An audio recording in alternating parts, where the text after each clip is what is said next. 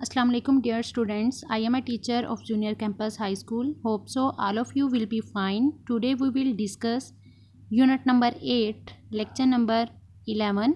Open the page. Current and electricity. अच्छा, daily life के अंदर बेसिकली इलेक्ट्रिसिटी के मीन्स की बात करें तो वी आर कंसिडर डैट के it's a form of energy.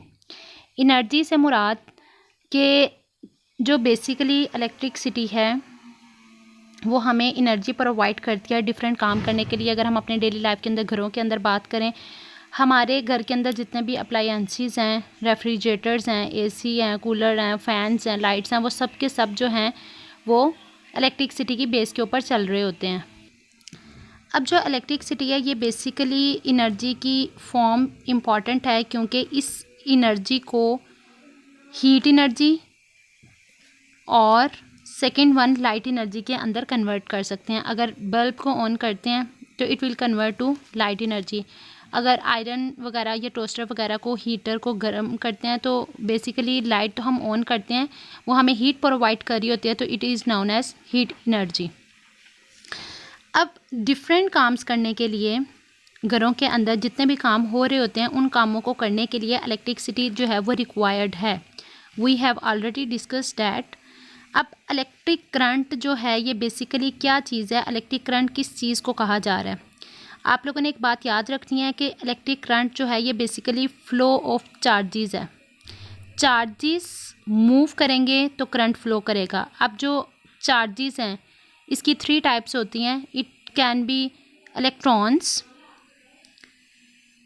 It may be positive charges और it may be negative charges. जिसको पॉजिटिव चार्जेस को कैटाइंस कहा जाता है और नेगेटिव चार्जेस को एनाइंस कहा जाता है. और इलेक्ट्रॉन्स जो है ये बेसिकली चार्जेस होते हैं जिनके ऊपर नेगेटिव चार्ज होता है. अब एक कंडक्टर है, कंडक्टर उस चीज़ को कहते हैं जिसके अंदर से इलेक्ट्रिसिटी जो है वो पास हो रही होती है.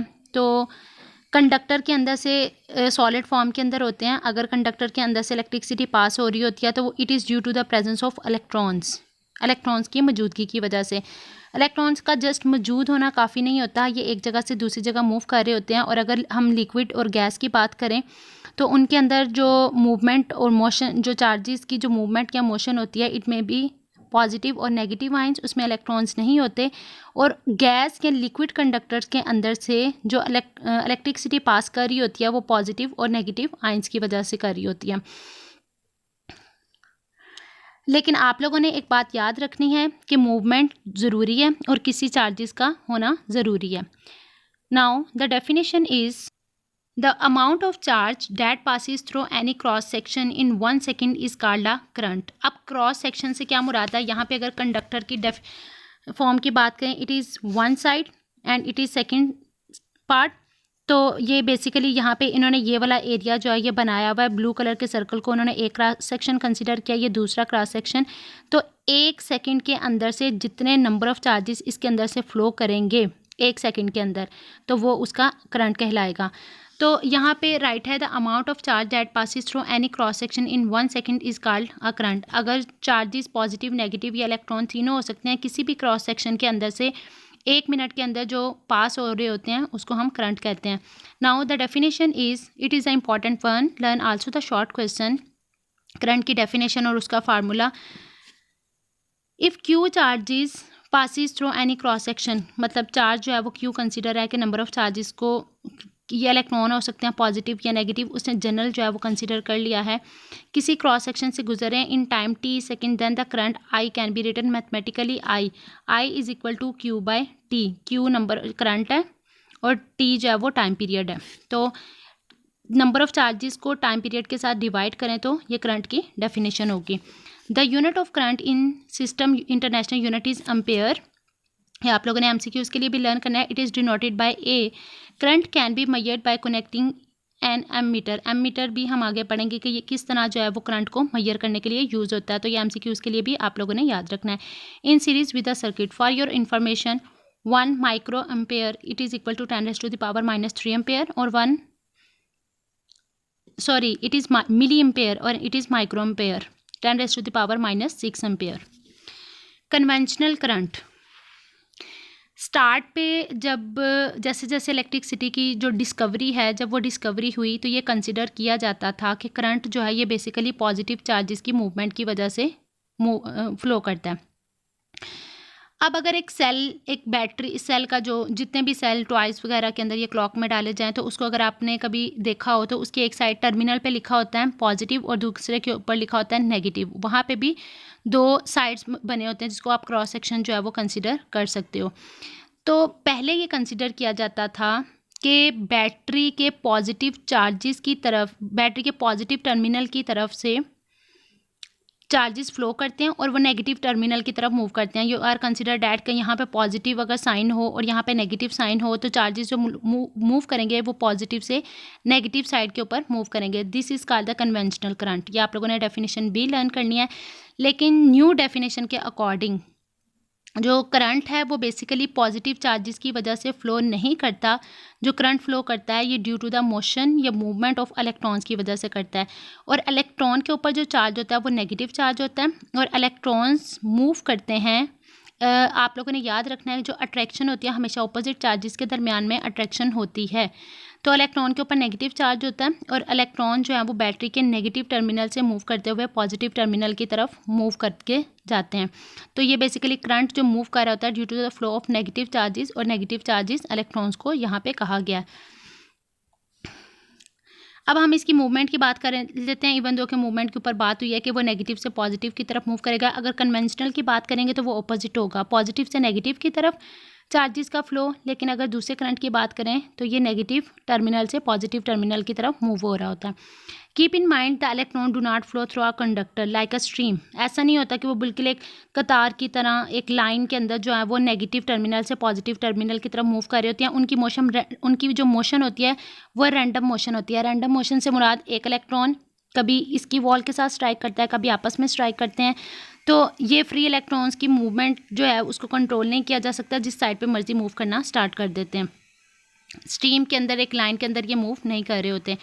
अब बात यह है कि एब्सेंस के अंदर अगर लेट्स सपोज कि आप लोगों ने किसी चीज़ को ऑन करना है, करंट पास करवाना है किसी कंडक्टर के अंदर से, तो उसको बैटरी सप्लाई की जाती है या उसको इलेक्ट्रिसिटी जो है वो प्रोवाइड की जाती है। डेली लाइफ के अंदर अगर हम आयरन की बात करें, इलेक्ट्रिक हीटर या मोटर वगैरह की बात करें तो उसको पीछे से बिजली प्रोवाइड की जाती है, जिसकी वजह से उसमें इलेक्ट्रॉन की मोशन स्टार्ट हो जाती है और उस मूवमेंट की वजह से करंट जो है वो फ्लो करना स्टार्ट करता है।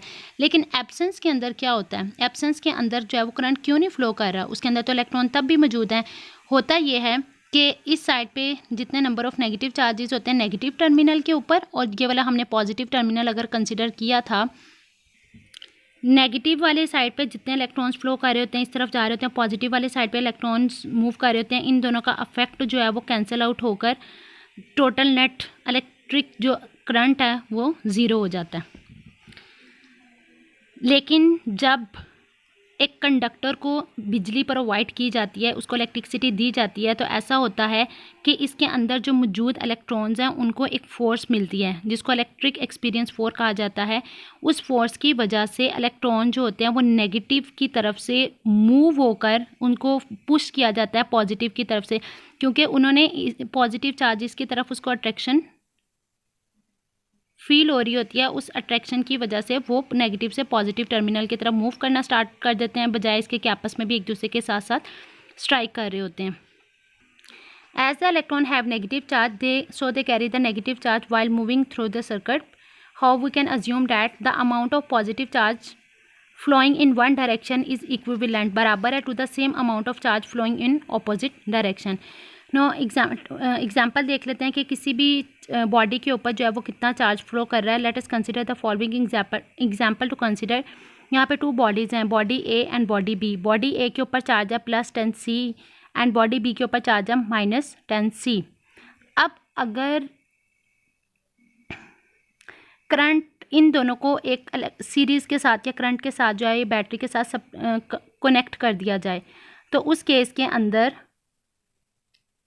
अगर if 4C charge is transferred from body B to A during this interval, अगर यहाँ से -10C है, इसके अंदर से करंट जो है वो फ्लो करता हुआ इसके पास जाता है, तो अब इसके ऊपर बॉडी ए के ऊपर कितना चार्ज आ जाएगा और बॉडी बी के ऊपर कितना चार्ज आ जाएगा. You can take an you can take an example. Charge on body A is equal to plus 10c. ये ए के ऊपर जो चार्ज था वो वाला, प्लस -4c. -4c से मुराद ये प्लस 10c जो था, चार्ज जो है वो बी से ए की तरफ गया. ए के ऊपर कितना चार्ज था, प्लस 10c, प्लस क्योंकि बी से मूव करके ए में जमा हुआ है तो इसलिए यहाँ पे प्लस का साइन आएगा. और कितना मूव हुआ है, -4c, और -4c यहाँ पे लिख दिया. इसके साथ माइनस साइन इसलिए आया है क्योंकि बी के ऊपर माइनस वाला -10c था, मतलब साइन जो था वो माइनस का था. नाउ ए के ऊपर प्लस 10c, प्लस का ये sign, -4c, plus 10c -4c, plus minus minus, 10c में से 4c निकाला, 6c. तो अब ए के ऊपर जो चार्ज होगा वो +6c होगा. इसी तरह आप लोगों ने बाकी एग्जांपल्स को भी देखना. Here today our topic is and. Learn this topic very carefully as a short question plus MCQs. Take care. अल्लाह हाफिज़.